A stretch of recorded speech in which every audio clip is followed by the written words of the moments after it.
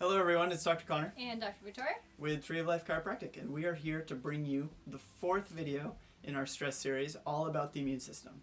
So to start, we wanted to remind you where the immune system lives in your body. Just a guess? Or everywhere? So you can see there's a few different places where the immune system is. Specifically, you have the lymph system is all through your body. Then you got bone marrow, which again is all through your body. Your bowels, your spleen, your thymus, tonsils, and even mucous membranes. So all of this is where everything is housed, and when you start to get stress on the system, it starts to bog everything down. Yep. What stress does to the immune system is, well, when we're stressed, first of all, we have increased levels of cortisol circulating through our blood. That's the number one stress hormone. We've talked about that on several different videos. But to remind you guys, cortisol is increased when we're stressed. And when we have increased cortisol, what that's doing to the immune system is it's telling the immune system that the body's stressed, we don't have time to fight off we don't have time to fight off things right now. So it's suppressing the system overall, the immune system function, which is ultimately going to decrease the number of lymphocytes that are in the immune system. And in order for the immune system to work properly, we need those lymphocytes. Those are all those B cells and those T cells that we've talked about on the immune series. If you haven't watched that, go back and watch that video because that's really, really fun one that we did about the B cells and T cells. So overall, you have stress, decreasing immune function, especially when it's prolonged stress. Yep. So something that Dr. Victoria just went over is the fact that we actually naturally adapted this response as our fight or flight. So we, again, talk about this all the time. It's sympathetic nervous system taking over so that you can fight that external stress that's happening. But as you actually start to have more of a long-term stress, it starts to create more of an issue as you go forward.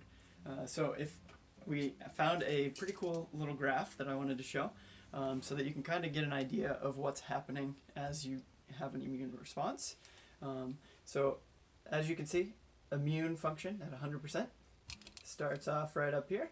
And then as you start to actually get an onset of a sickness of some kind, you naturally and adaptively create that fight or flight response. You have that stress response. So it is going to fight everything, create an immune inflammation response to make it so that you can get rid of the infection. But over time, as you start to have more and more stress or longer duration of stress, you start to actually go in the opposite direction. So your immune function starts to decrease, and as you get to more of a chronic state, it's a lot lower, and you're not able to actually respond properly to the bug or infection that's happening. So your immune system is actually being suppressed over time. Yep, and the other thing I wanted to touch on with you guys is that stress can also have an indirect effect on the way our immune system is working as well. And what I mean by that is that when we're stressed, people generally turn to different coping mechanisms, right? So some people drink, some people smoke, some people do other things. We don't need to go into that. But the point is that when you're turning to those other things for coping mechanisms, when you're stressed, that's ultimately those things on top of the stress is going to decrease your immune function even more. So it can kind of have a double negative effect on you, if you will. Yep. So big question here. Why are chiropractors talking about immune system? I mean, it's pretty crazy. And stress. Yep. We've talked a lot about neurology and just structure and bones and all of that, and that's what people think chiropractic is.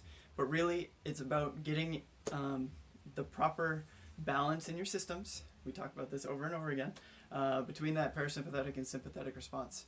And as we adjust, we're actually able to add movement back into the system and calm everything down. So if you have any questions about immune response, kids, if your kids are getting sick a lot, if you're getting sick a lot, allergies, asthma, things like that, these all can come back to the immune system and that stress response.